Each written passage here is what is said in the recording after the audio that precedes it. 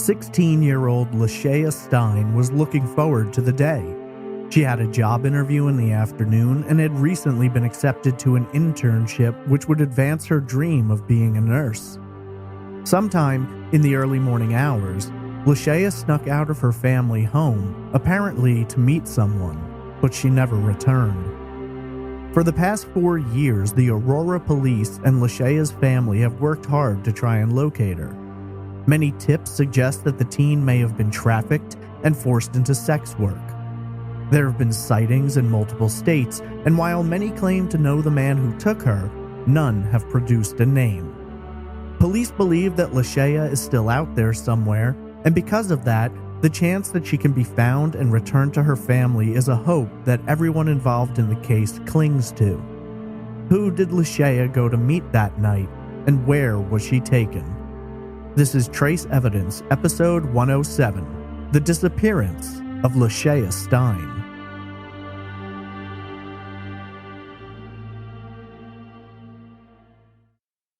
Welcome to Trace Evidence. I'm your host, Stephen Pacheco.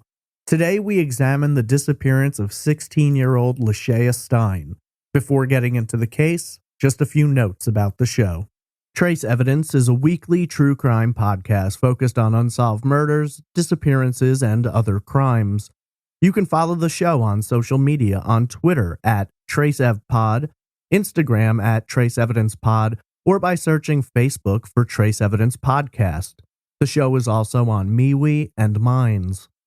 If you're interested in supporting the show, as it is a one-man operation, and you'd like to get some Trace Evidence swag, there's a Patreon at patreon.com/traceevidence, or you can donate directly via PayPal. Visit trace-evidence.com for all social media links, donation options, and contact information, as well as thorough information on all episodes. To submit case suggestions, you can visit the website or email me directly at traceevidencepod@gmail.com. 16-year-old Lashaya Stine left her family's home for reasons unknown. All she took with her were the clothes on her back and her cell phone. She never returned. And for the past 4 years, the police and her family have fought to locate her and bring her home safely. This is episode 107, The Disappearance of Lashaya Stine.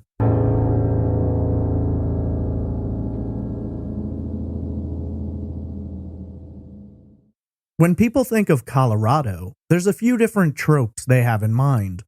The Rocky Mountains towering over the state, reflecting in the lakes with its snow-capped peaks.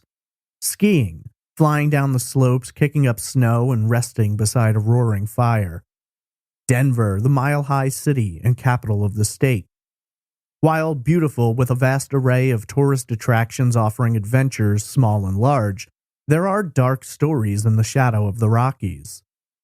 There are more than 1,000 active missing persons investigations across the state, and far more have piled up over the years and become colder than the bitter winters that come sweeping through. While some vanish into the dense wilderness in search of adventure, but losing themselves in the process, there are also those who disappear from the cities, walking down long streets and seemingly fading into the unknown. However, in today's case, unlike so many covered on Trace Evidence, there is a strong possibility that Lashaya Stine is still out there somewhere. Part of the Denver-Aurora-Lakewood metropolitan area and seated in the northeastern section of the state, Aurora spans both Arapahoe and Adams counties. Population-wise, Aurora is home to 367,000 residents, approximately half that of Denver, making Aurora the third largest city in Colorado. It's a truly beautiful city with a great many options to offer in terms of adventure, dining, and is home to many innovative companies, with some referring to it as the Silicon Valley of Colorado. For Lashaya Stine, it was home where she lived with her mother, Sabrina Jones. Born on February 8, 2000, Lashaya is a bright young woman who's already decided her future. An honors student at George Washington High School, Lashaya dreams of becoming a nurse, working in the medical field where she might be able to help others. She's kind and sweet, perhaps a little too trusting and naive, according to her mother. By the age of 16, she was already making steps towards that career, and her excitement could hardly be contained. She was in the midst of filling out scholarships and college applications while learning to drive, and according to the Denver Post, shopping online for both scrubs and prom dresses. She seemed to have it all together, and unlike many teens her age, she knew exactly what she wanted to do and what she had to do to achieve it. Lashaya had a loving but typical relationship with her older brother, Sharon. While the two were siblings and cared for each other, they often got into spats and arguments, the kind any parent of multiple children can tell you all about. In the years after Lashaya disappeared, Sharon would tell the Denver Post, quote, "I just wish my sister and I didn't argue so much. I feel like I wasn't there as much as I should have been. It hurts a lot." End quote. For the family, their grief and feelings of loss began at a time where there was supposed to be celebration and a coming together to acknowledge Lashaya's accomplishments. In the summer of 2016, she received great news. She'd been accepted into an internship at the University of Colorado Hospital. Her eager anticipation about her internship was easy to see, and her family shared in the joy she felt about pursuing her dreams. That same summer, though, Lashaya would disappear under circumstances troublingly similar to those of another case covered on this show, the disappearance of Aisha Degree. Vanishing from the streets of Shelby, North Carolina, Aisha's case has received nationwide attention, and while her case continues to haunt her family and those who have investigated it, Lashaya's case starkly contrasts the 9-year-old's in that there has been very little coverage. While it may be a matter of papers failing to be digitized, one of my prime sources for case background information resulted in 0 articles about her disappearance. Considering the nature of her disappearance and the prominent hope that she may still be alive, her story, it would seem, has not garnered the same attention. This, though, has certainly not been the fault of the Aurora police, who, after an unfavorable choice early on, have since worked hard to break the case and find Lashaya. The night of July 14th, 2016 was one filled with excitement and maybe a little anxiety. Lashaya had a job interview the next day at 1 p.m., and while her mother was focused on details, finding the exact location at which the interview would take place, Lashaya herself may have been overly preoccupied with the expectations and hopes about the interview and the job to follow. However, Lashaya would never make it to her interview, and instead would vanish from the streets of Aurora in what can only be described as a heartbreaking and chilling disappearance. One which her family would not discover until the next morning, when they went to wake the 16-year-old to prepare for her day, and more importantly, her job interview. The family was up late that night into the early morning hours, with everyone crashing sometime around 2 a.m. At some point not long after 2, Lashaya came across her younger brothers who had yet to go to sleep. Reportedly, Lashaya scolded the kids, telling them they'd better get to bed or she'd be telling mom. As most young children would, they responded by heading into their bedrooms to get to sleep. Lashaya closed the doors behind them, and while her family slept, she made a decision which to this day confuses and intrigues both her family and the investigators working her case. The next morning, Sabrina noticed that Lashaya hadn't gotten up yet. She sent one of Lashaya's brothers to wake the teen and tell her to get up and start getting ready. According to an interview on the Vanished podcast, Sabrina was worried about getting her daughter to the interview on time. She hadn't been to the location before and knew they'd spend some time driving around trying to find it. When Lashaya's brother returned, though, he had startling news. Lashaya wasn't in her bedroom. In fact, she wasn't anywhere in the house, and her family would search from top to bottom, but she wasn't there. In Lashaya's room, they noted no clothing was missing. Her wallet was left behind, and so was her phone charger, though the phone itself was gone. There was also one other detail which caught their attention. A window had been left open. The window was what was known as an egress window, defined as an emergency window designed to help exit the home in the case of an emergency, such as a fire. The windows typically open out into a small well-type space with a ladder or steps providing easy access to the outside. At the top, in the case of Lashaya's home, there was a metal gate protecting outside access to the window, and on it sat a potted plant. When examining the area, it was noted that the pot had been moved, and it was assumed by Lashaya's mother that her daughter had left the home of her own volition, possibly leaving the window open so that she could gain entry back when she returned. Panicked about her daughter's location and seeing that she had taken her cell phone with her, Sabrina began making calls. Much to her frustration, the phone kept ringing but no one picked up.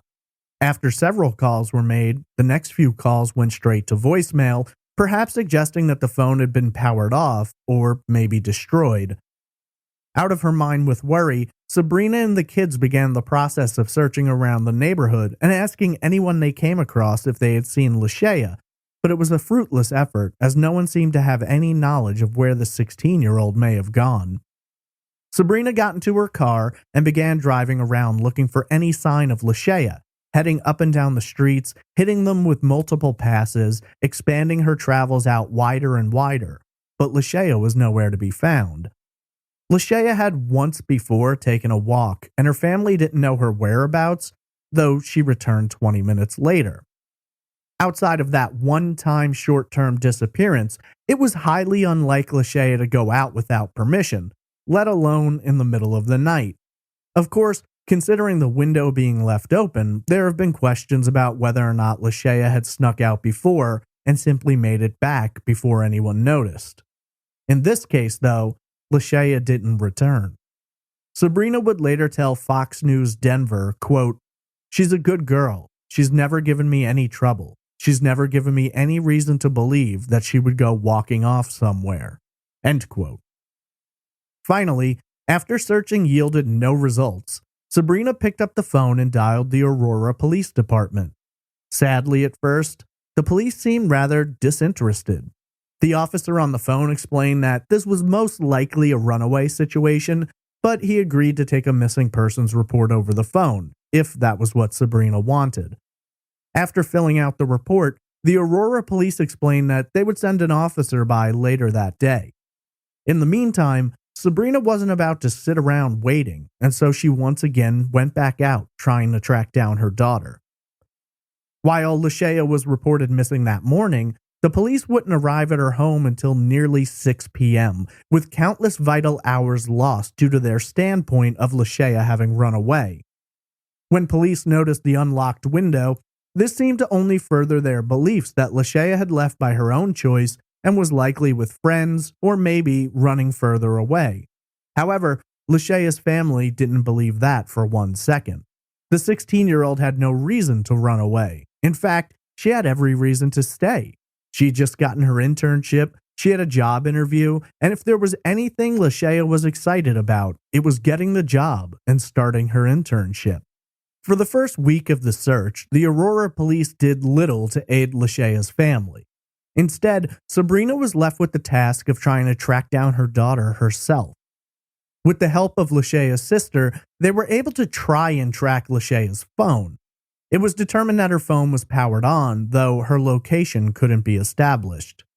Thankfully, the Poly Class Foundation got involved and provided the family with flyers to put up showing pictures of Lashaya and discussing the details of her disappearance. The Poly Class Foundation was begun in October of 1993, originally to search for Poly Class, who was abducted from her bedroom. Sadly, Polly was later found murdered, and the foundation has since become a massive organization which assists the families of missing children. During that initial week of searching for Lashaya, her family received several tips and reported sightings. Unfortunately, none of those tips could be verified, as it was uncertain if the sightings were truly Lashaya or if they had been cases of mistaken identity. In hopes of finding clues about why Lashaya had left the home that night, her family was able to gain access to her social media accounts, though they found nothing there to answer their questions. Initially, it was theorized that Lashaya may have gone out to meet someone she knew, or perhaps someone she had met online, and it was during this time that she was abducted.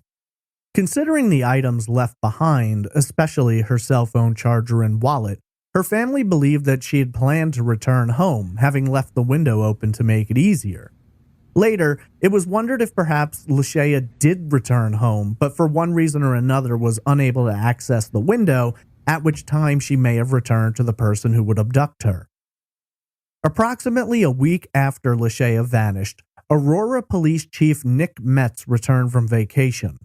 Once he settled in and began taking a look over reports from the week he'd been gone, he came across the missing persons report filed by Lashaya's mother.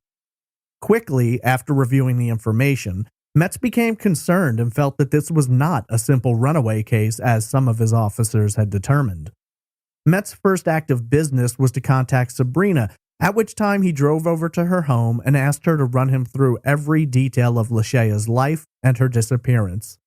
That same day, after speaking with Sabrina, Chief Metz organized a press conference which took place near North Middle School, in which he would address the media and make a plea for anyone with information about Lashaya's whereabouts to come forward. In the following clip, available on the Aurora Police Department's YouTube page, Chief Metz asked the public for their assistance.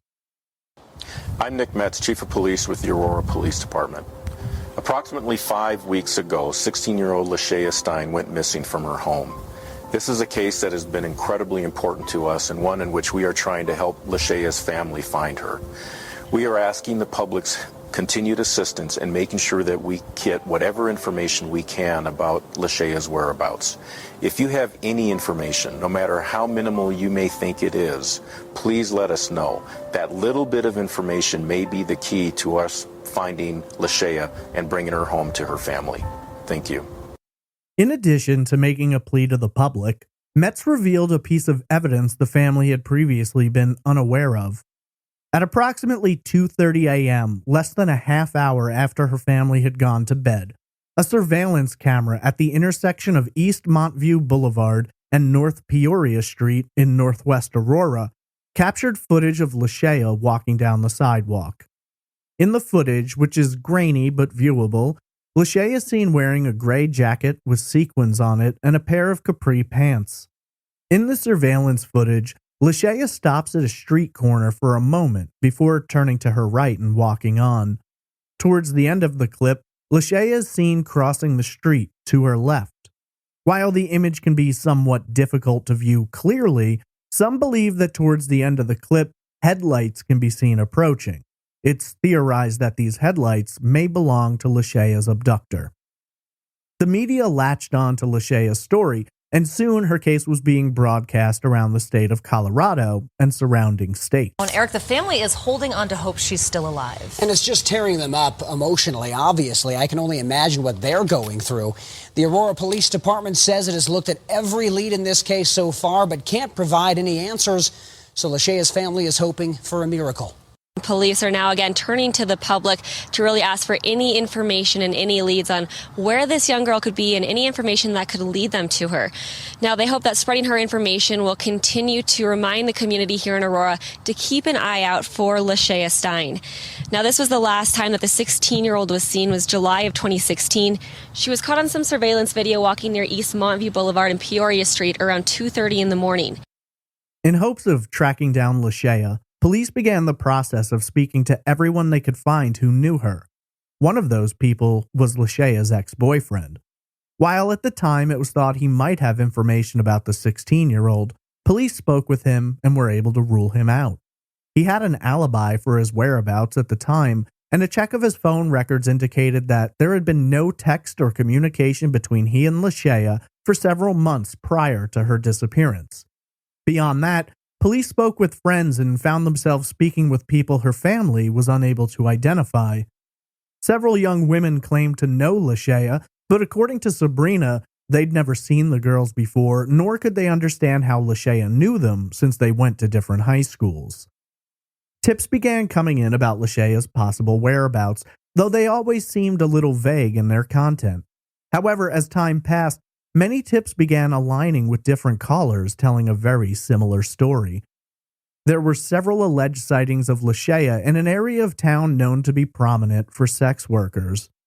There are several motels along Colfax Avenue which are known to be hubs for these kinds of activities, and reportedly, several witnesses told police that they had seen a young woman going in and out of some of the motels who bore a striking resemblance to Lashaya.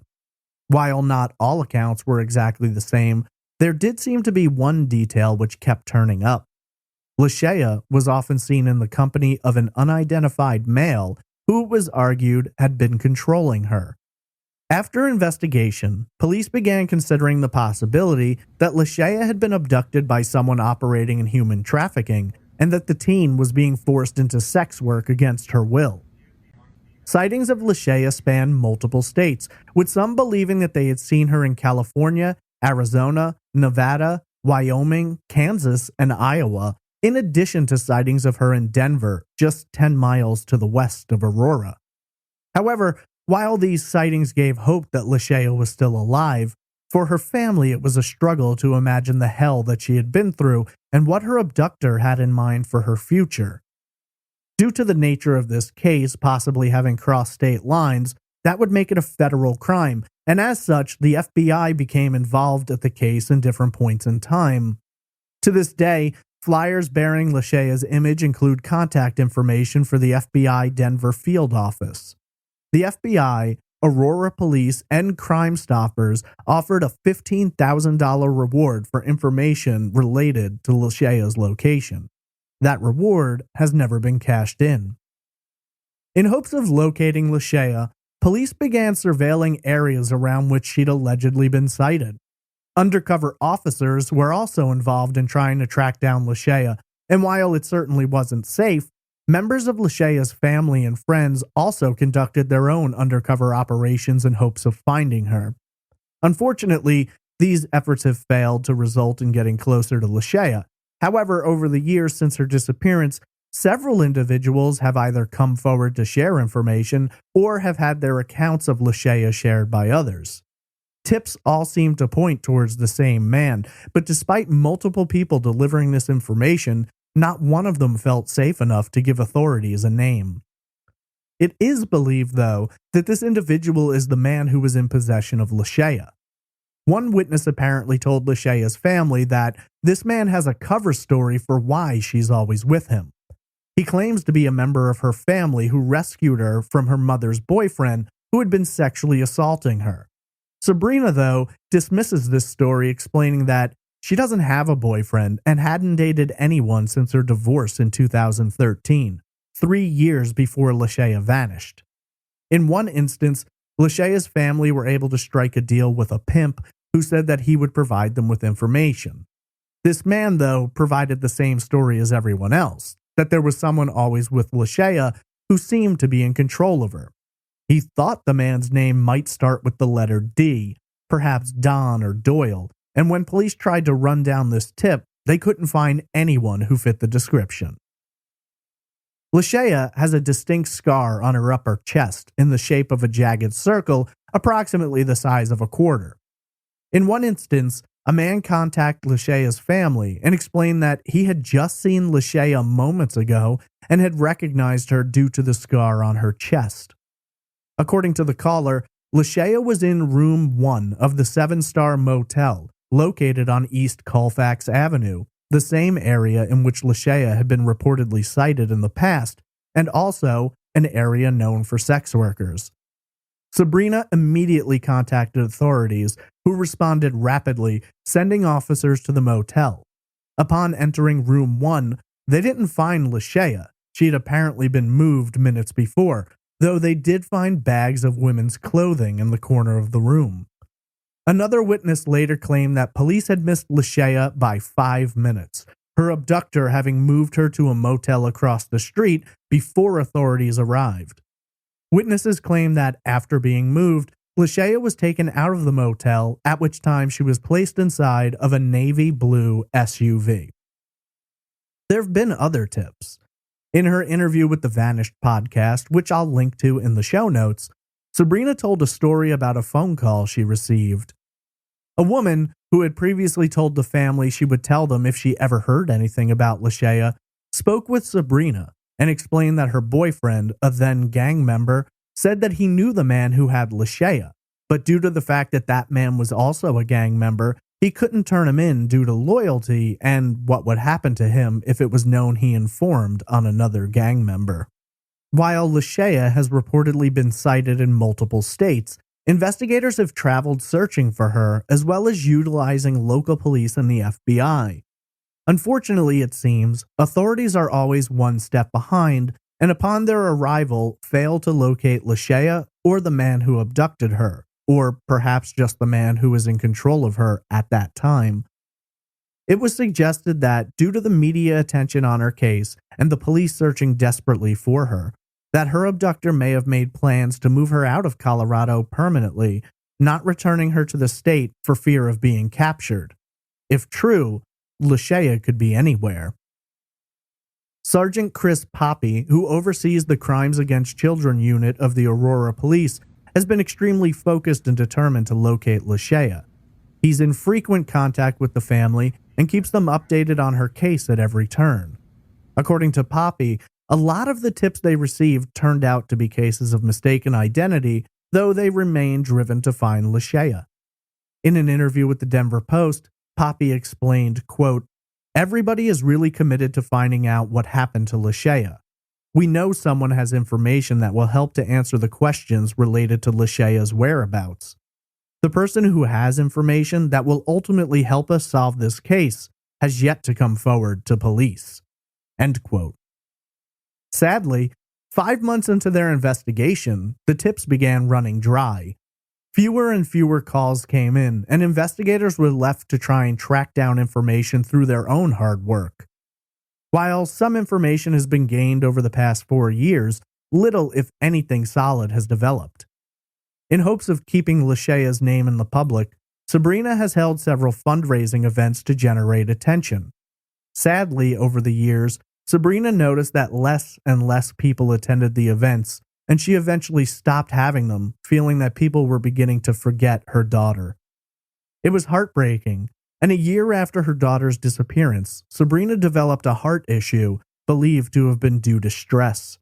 However, Sabrina has stayed strong, with her and her family sharing information about Lashaya across social media while using the hashtag #FindLashaya.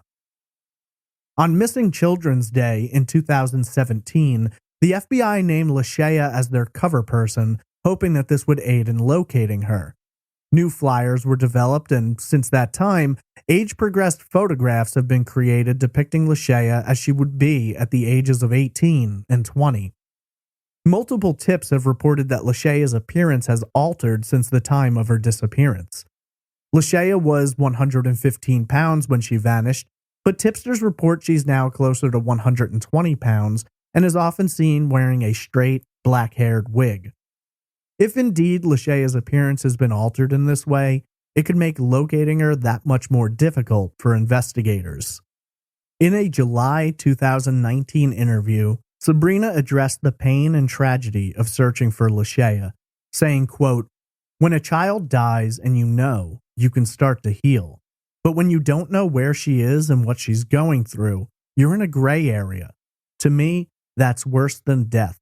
What if we never know?" End quote. In August of 2019, the Aurora Police held a press conference and released an updated age-progressed photograph of Lashaya and made another plea to the public for information. For their part, investigators believe Lashaya is still alive and being held against her will. Whether or not she is still in Colorado or another state or country remains unknown. During that press conference, Chief Metz explained, quote, "The reality is, folks, we know somebody out there knows something, and whatever it is they know, it may seem insignificant to them, but that little insignificant piece may be just the thing we need to find Lashaya." End quote. In 2018, a woman named Rosari Young attempted to scam Lashaya's family, along with several others. Young texted Lashaya's mother and claimed to be in possession of the teen. In her text, Young alleged that she was holding Lashaya due to a $2,000 debt. In her final message, Young said, quote, "She owes me over $2,000, but we can work something out to get her back home. I'm tired of hearing her crying." End quote.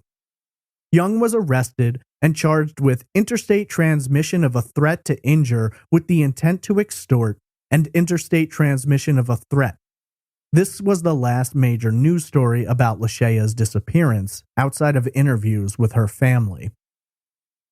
Lashaya Stine was last seen on surveillance cameras near the intersection of East Montview Boulevard and North Peoria Street in Northwest Aurora at 2:30 a.m. on Friday, July 15, 2016. Lashaya is described as a black female with black hair and brown eyes, standing approximately 5 feet 6 inches tall and weighing around 150 pounds, though she may weigh around 120 pounds now. Her hair was styled in cornrows at the time of her disappearance, though it may be worn in a bun or she may be wearing a straight black wig today. Lashaya was wearing a gray jacket with sequins, black stone-washed capris, silver metal hoop earrings, and a silver metal watch on her left wrist. She has a quarter-sized jagged circle scar on her chest and pimple scars on her cheeks that look like freckles. If alive today, Lashaya would be 20 years old, with her birthday having been on February 8th. The disappearance of Lashaya Stine is a difficult and heartbreaking case.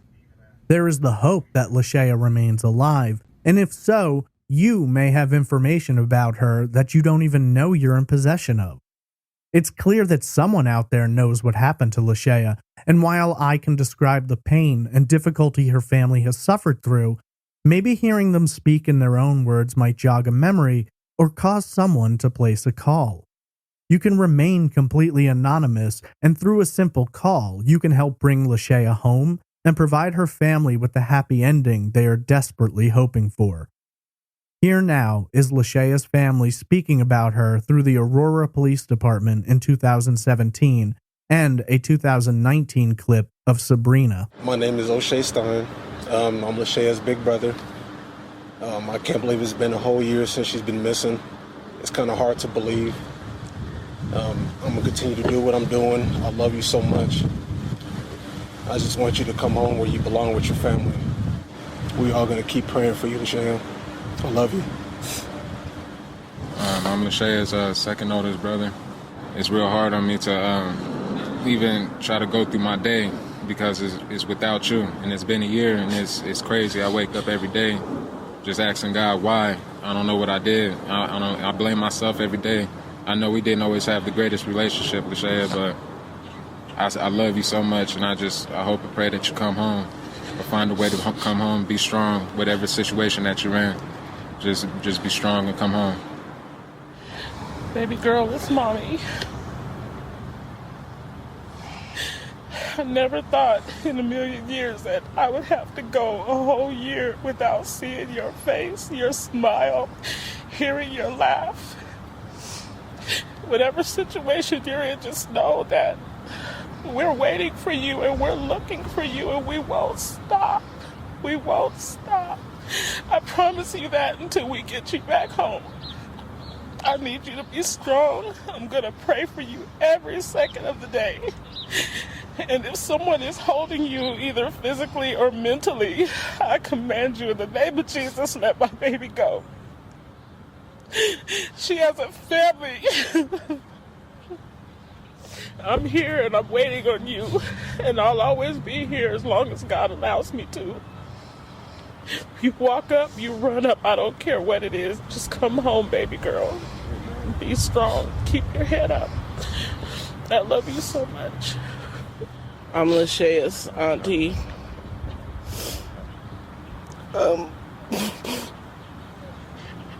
Lashaya's like my own.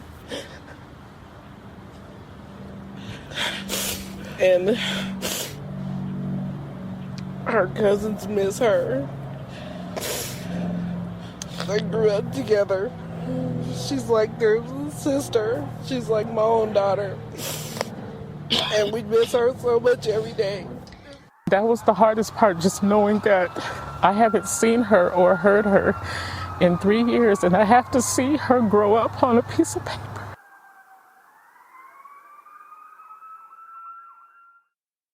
This is no ordinary sub shop.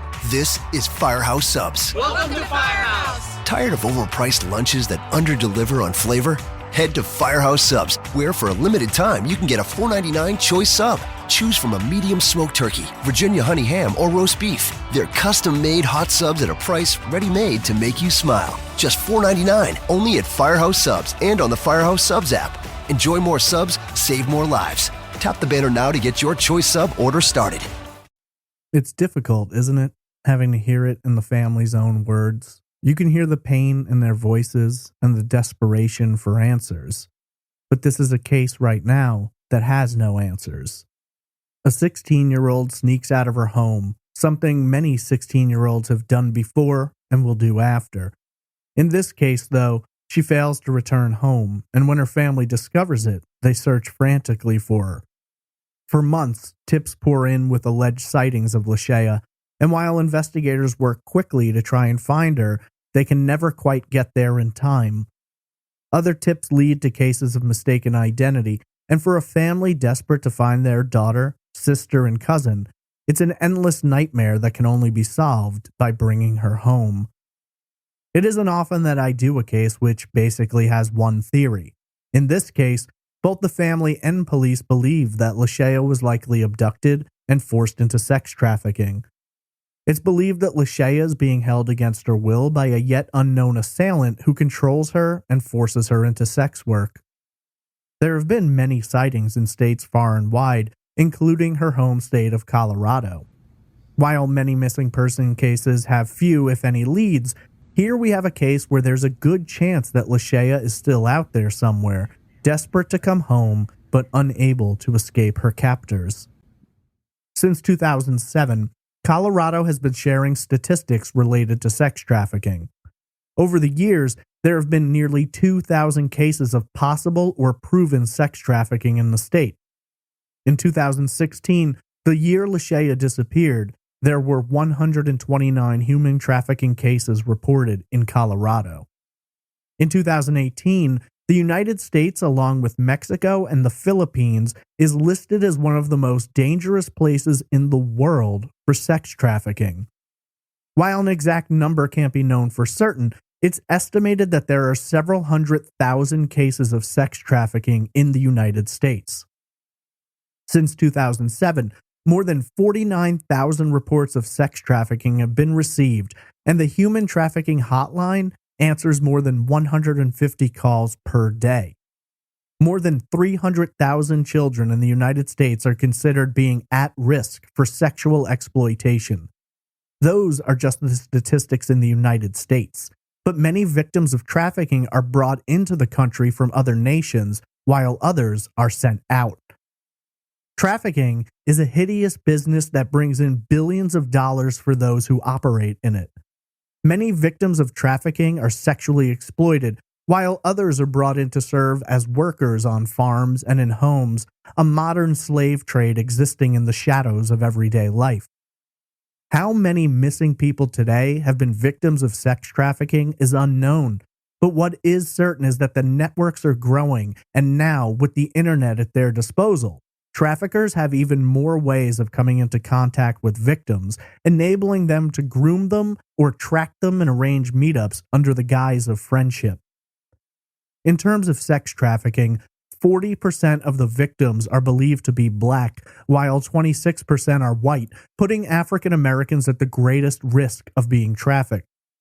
Women represent a much larger percentage of victims as opposed to males, though the number of males being trafficked is still frightening. In many cases, women are taken for sex work and sexual exploitation, while men are often taken for hard labor. Unfortunately, the human trafficking issue in the United States only seems to be growing, while worldwide there are an estimated 40 million victims of sex trafficking.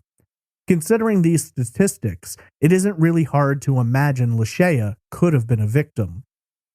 While it can't be known for certain, it's believed that Lashaya either met someone who was involved in trafficking who, by one method or another, convinced her to leave her home that night, or that Lashaya was speaking to someone online who manipulated her into coming out, at which time she was abducted. Whether or not Lashaya had left the home during the night before is uncertain, though if she did, she obviously made it home every time, except for that fateful Friday night in July of 2016. One can only surmise the extent of the horror she has experienced if indeed she's been trafficked, and while the idea is terrifying, it does provide the hope that she may still be alive out there somewhere, and the potential of finding her exists. Something rare in missing persons cases covered on this show. There are countless sightings of Lashaya, though only some are considered likely. In many instances, these were found to be cases of mistaken identity. However, with one witness describing the scar on Lashaya's chest, and others claiming to have seen her in the seedy part of Aurora, with reports of her being forced into sex work, it isn't difficult to imagine these accounts could be true. Specifically, the account which placed Lashaya at the 7-star motel, resulting in police finding an empty room with women's clothes in the corner.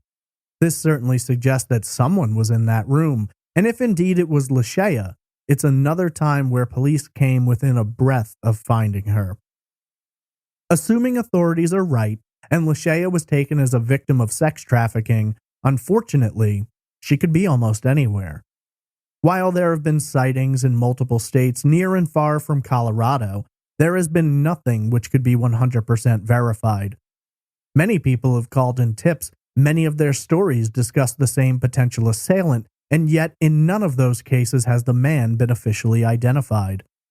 Many of the tipsters expressed their fear of the man, which seems to suggest that whoever he is, he certainly is dangerous and likely has ties to many dangerous people.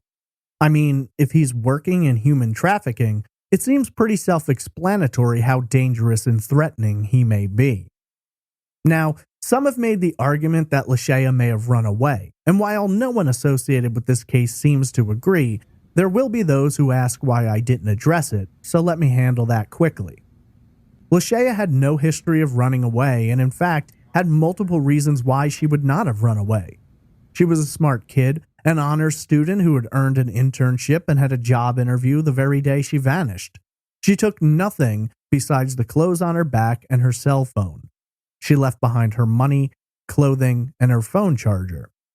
She was in the process of learning to drive, had a focused goal for her future, and was excited to pursue it. While people have run away before for seemingly no reason, when you factor in all of that, plus the sightings, it seems highly unlikely that Lashaya would have chosen to run off on her own. Why leave the window unlocked and open if you're not planning to return? While I understand why some people may believe this, you also have to factor in that there's been no activity on Lashaya's social security number since her disappearance, and these days, it's nearly impossible to find work or a place to live without using that number. So if we return to trafficking, it's a sad thing to acknowledge, but there are so many different people involved with networks reaching all around the world. What's bizarre to a degree is that someone would traffic Lashaya and yet have her working mere miles from the home she grew up in. While I'm sure that happens, it does seem like whoever took her wasn't initially worried about being found. If indeed this person is always near Lashaya and controlling her, perhaps that would explain why the heat began to grow and so he moved her out of Colorado, possibly permanently. Sex traffickers have a way of controlling their victims, from psychological and physical abuse to forcing them into drug addictions and only providing them the drug when they've done what they want them to do. Psychological control usually exists in one of several ways, or a combination. Oftentimes, a trafficker will tell a victim that once they serve a certain purpose or earn the trafficker enough money that they'll be released. This often results in victims having hope that they'll eventually be released, though this is just a ploy by the trafficker. Sometimes they'll buy the victim gifts, isolating them from the world and, over time, convincing them that they care about them. And when the victims suffer such extensive abuse, it can result in almost mind control. In some cases, it's been reported that traffickers will provide food and services to their victims, giving them the impression that they're looking out for their best interests.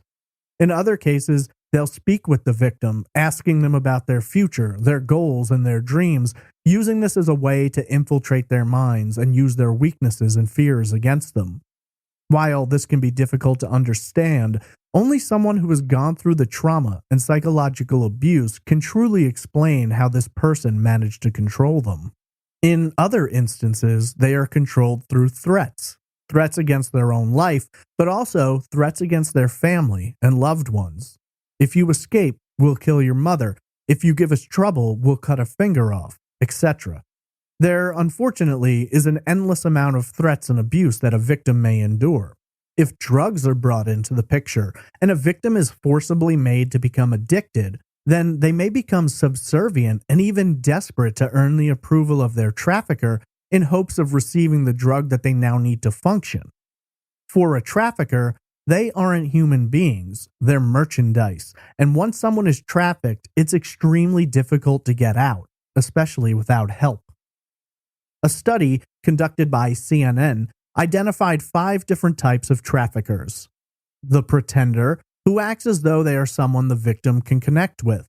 They'll act like a supportive friend or sibling. They may even fill a gap someone has in terms of a parental figure. Then there is the provider, who offers to take care of the victim's needs in terms of food, clothing, living space, new phones, or gifts. The promiser tells the victim that they can get them anything they want, whether it's fame, riches, or a great job.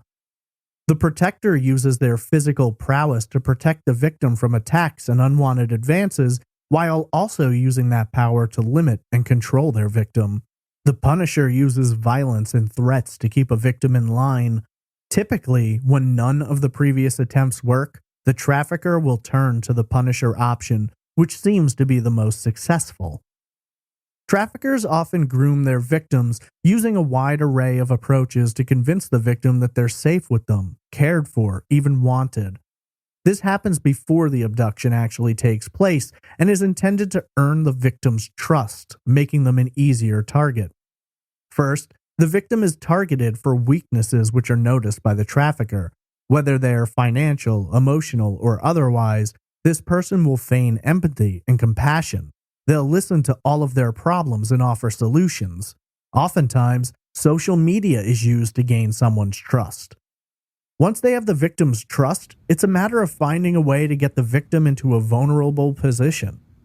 Perhaps convince them to take a ride, or in this case, to have a late-night meetup.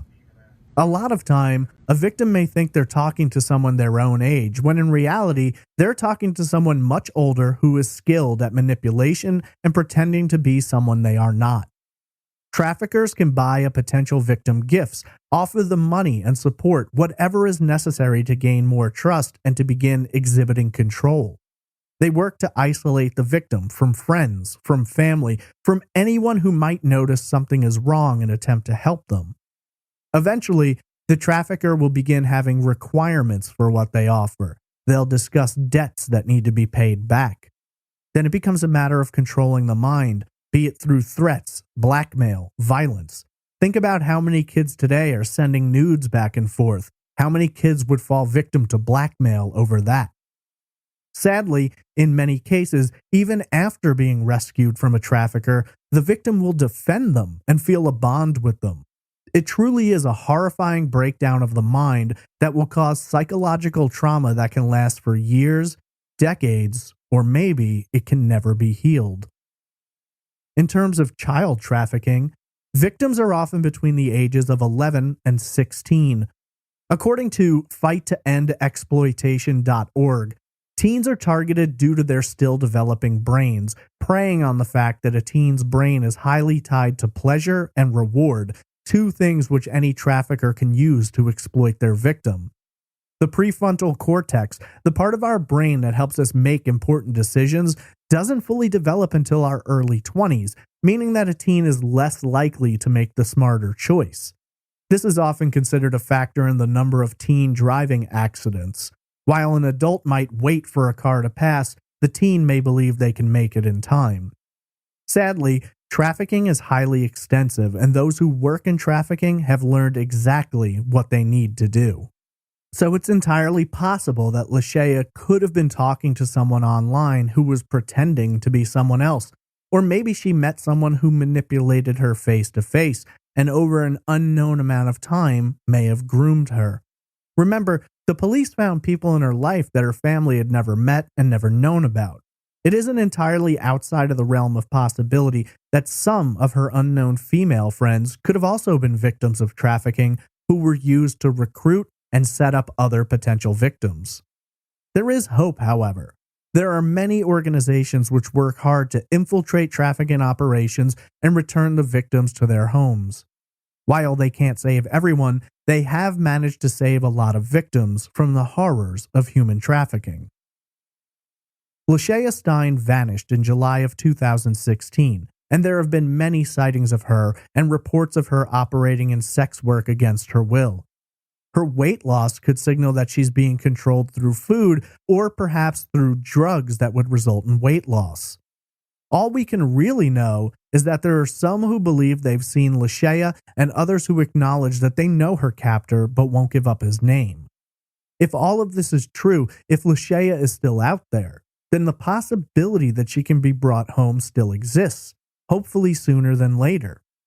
We know for sure someone out there knows where Lashaya is and what happened to her, and all that person has to do is pick up a phone and they can save a life and end a family's nightmares.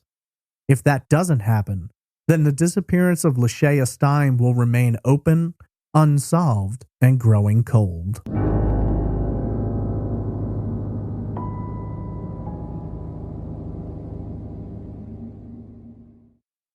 If you're looking for more information about Lashaya Stine, there are many websites and forums discussing her case. As always, I'll post sources on the website so that you can view them and research it for yourself. The Vanished podcast did an interview with Lashaya's mother, which is very interesting and worth a listen. I'll link to that in the show notes and on the website. You can also do a search on social media for the hashtag #FindLashaya. You can find Lashaya's case on the National Center for Missing and Exploited Children under number 1272949 and on NamUs under MP 35655.